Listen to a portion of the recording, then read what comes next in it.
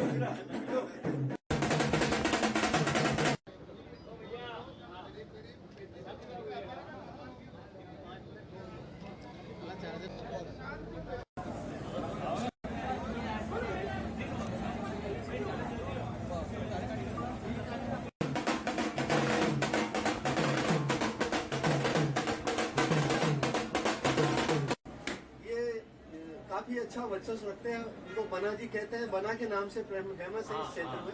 मुझसे काफी वर्षों से साथ खड़े हूँ और माता पिता का सम्मान आप जुड़े हुए हैं। आओ आगे आओ। और आज इनके 12 साल पिछले 8-9 सालों में इनके सब कुछ हुआ, आप जानते ही हैं। मकान अच्छा बना, दुकान अच्छी चली, इन्होंने प्रयास किया, मेहनत करी, गुरु अस्थि का आशीर्वाद इन पर रहा है। समाधि भी है, आते जाते रहते हैं।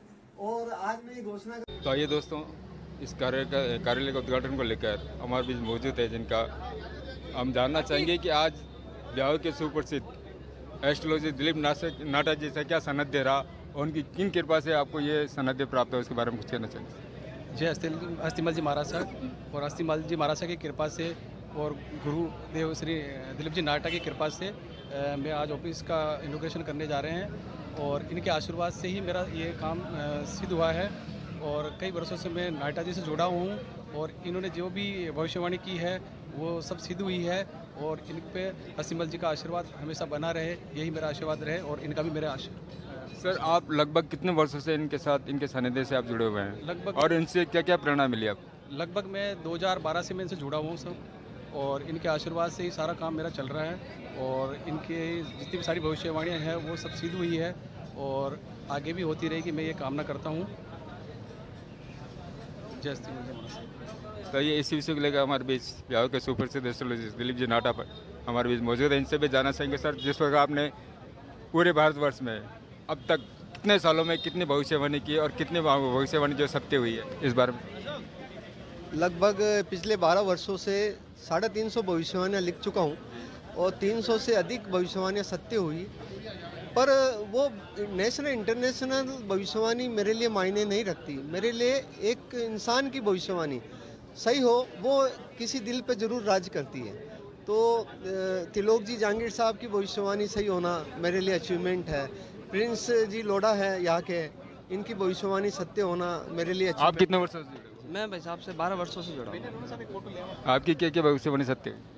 मेरे जितने भी थी लगभग 80 से 90% बिल्कुल सीधी सटीक और सही भविष्यवाणी कही। तो कहा जाता है कहीं ना कहीं राजनीतिक के अंदर भी आपने कई सारी ऐसी भविष्यवाणी की जो सत्य हुई है, इस बारे में आप क्या कहना चाहिए?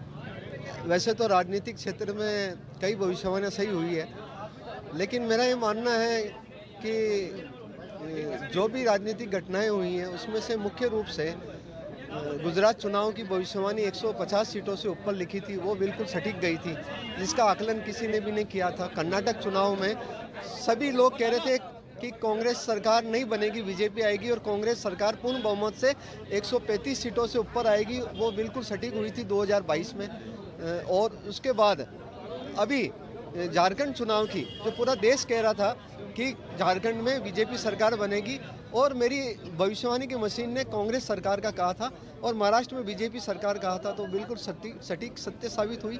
लेकिन मेरा ये मानना है कि एक इंसान की भविष्यवाणी निजी तौर पे सही होनी चाहिए, जो मुझसे जुड़े हुए हैं। आज लगभग 10,000 लोग भारतवर्ष के कोने कोने से मुझसे जुड़े हैं, एक उम्मीद से जुड़े हैं। मैं उनकी उम्मीदों पे खरा उतर पा रहा हूँ 70 से 80%।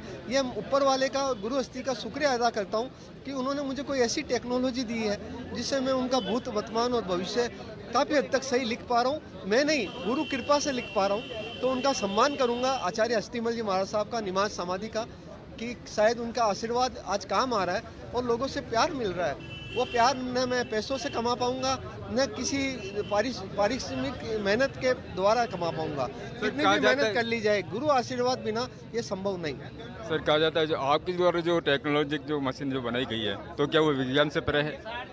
जी, वो विज्ञान से परे नहीं है, विज्ञान के समकक्ष है और विज्ञान के आंकड़ों के आधार पर आधारित है और वो वैज्ञानिक रूप से कैलकुलेशन दे रही है। तो मेरा ये मानना है कि विज्ञान के लिए बहुत बड़ी खोज है और भारतीय ऋषि मुनियों का सम्मान बढ़ाने में वो सक्षम साबित हो रही है।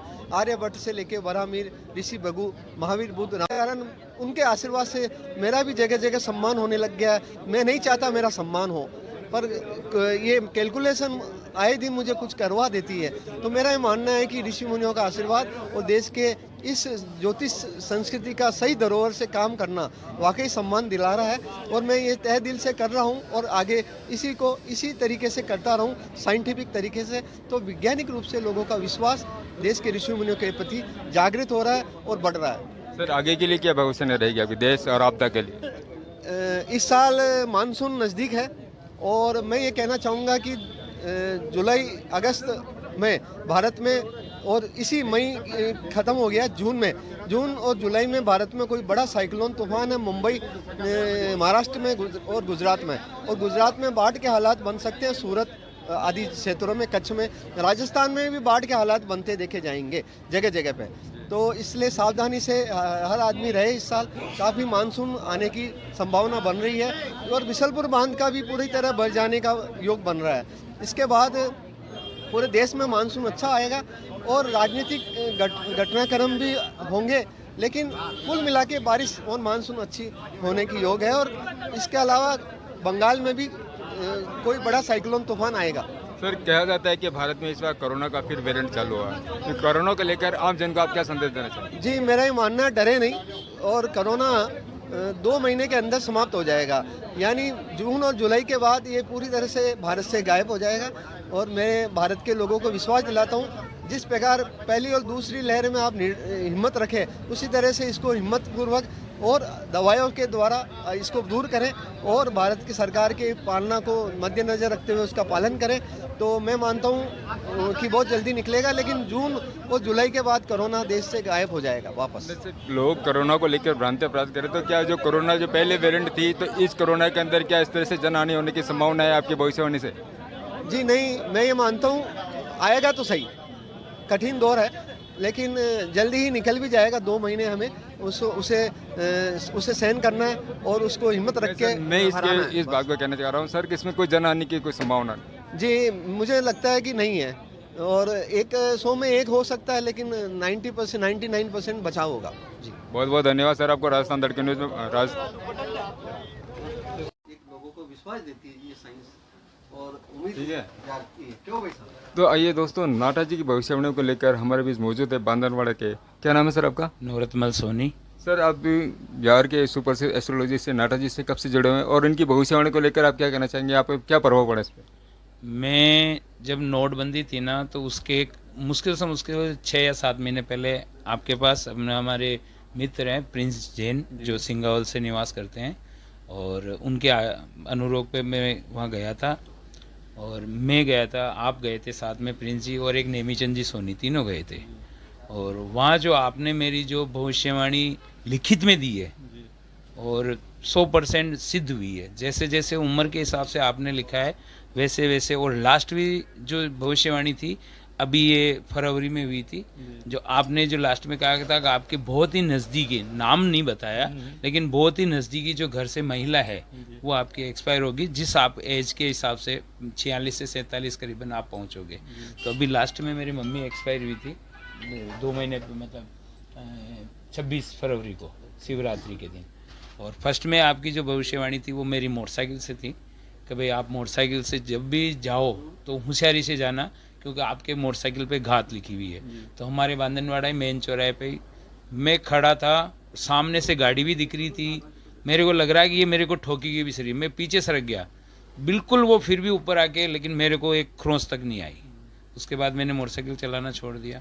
उसके बाद हुई थी जो मेरी जो सीट है, जैसे कि मैंने आपसे कभी आग्रह किया कि भाई जैसे जो दुकान है मैं जहाँ पे बैठा हूँ, जैसे मेरे पास मम्मी पापा हैं, मैं उनके पास हूँ, कि जो सीट पे आज जैसे भैया बैठ रहे हैं वो सीट आपको स्वतः ही मिलेगी। तो मेरे को ये 2019 में मेरे को सीट मिली है, मतलब भैया स्वतः ही अलग हो गए थे। उसके बाद में अपनी जो महाराष्ट्र की जो है ना निमाज और चेतारन, हम दोनों धुनी पे जाके आए थे, धोख दे के आए थे। उसके बाद में जैसे छोटी मोटी घटना ऐसी हुई, लेकिन बचाया भगवान ने। और आपकी जो भविष्यवाणी उसके कदम से कदम से मैं बहुत ही ऐसे टच में था कि ये होगा, अपन रुक जाते हैं, ये होगा, अपन रुक जाते हैं, फिर भी बचता भी गया और संभलता भी गया। और आज लास्ट में ये भविष्यवाणी सिद्ध हुई कि भाई मम्मी की है, और मेरे जो बच्चा है उसका फर्स्ट लड़का भी, आपने भी कहा था कि जो आपके पोता होगा वो लड़का होगा, मेरे 3 साल का पोता भी है। और गुड़िया की शादी जरूर 50 किलोमीटर के एरिया में भी है, लेकिन वो रहते बेंगलोर है। तो गुड़िया की भी शादी हो गई, पहले दोनों बच्चों की शादी हो गई, अब छोटा बच्चा है। और आपका मैं आज भी उस फाइल को, जब भी जैसे मम्मी जब शांत हुई थी तब मैंने प्रिंस जी को कहा था, उसी टाइम जब मम्मी की अर्थी जाने वाली थी उसी टाइम शब्द कहा था कि आज नाटा जी की भविष्यवाणी ये लास्ट की ये सिद्ध हुई है। तो मैं आपसे भी मिलना चाह रहा था, लेकिन मेरा सौभाग्य है कि आज मेरे घर बेटे गंगा आई है। गुरु कृपा भविष्यवाणी घोषित की गई, तो आज बांदरवाड़ा ग्रामवासी से हम जानना चाहेंगे कि उनकी भविष्यवाणी को लेकर आप क्या कहना चाहेंगे सर, दिलीप जी नाटक खास करके। सर मेरा नाम नेमीचंद सोनी है, मैं बांदरवाड़ा ही रहता हूँ। और मैंने 2016 में फाइल बनवाई थी, जब नाटा जी साहब के पास गया था मैं, और प्रिंस जी अध्यक्ष साहब हमारे भारत विकास परिषद के, वो लेकर के गए मेरे को। तो मैंने फाइल बनवाई, फाइल में जो भी लिखा मेरा आज दिन तक का जो भी हुआ वो बिल्कुल सत्य साबित हुआ। और मेरे को इतनी बात भी बोली कि बोले आप किसी लोहे के अंदर मत फंस जाना और किसी के साथ पार्टनरशिप में कोई धंधा मत करना। लेकिन मैंने धंधा किया, उसमें मैंने सर 9 लाख का घाटा खाया। और मेरे साथ जो भी लिखा कि इस सन में आपके बुजुर्ग किसी की मौत होगी घर के अंदर, तो वो भी बात सत्य साबित हुई है। और जो भी लिखी है बच्चों के लिए आज तक वो भी सारी बातें सत्य साबित हुई।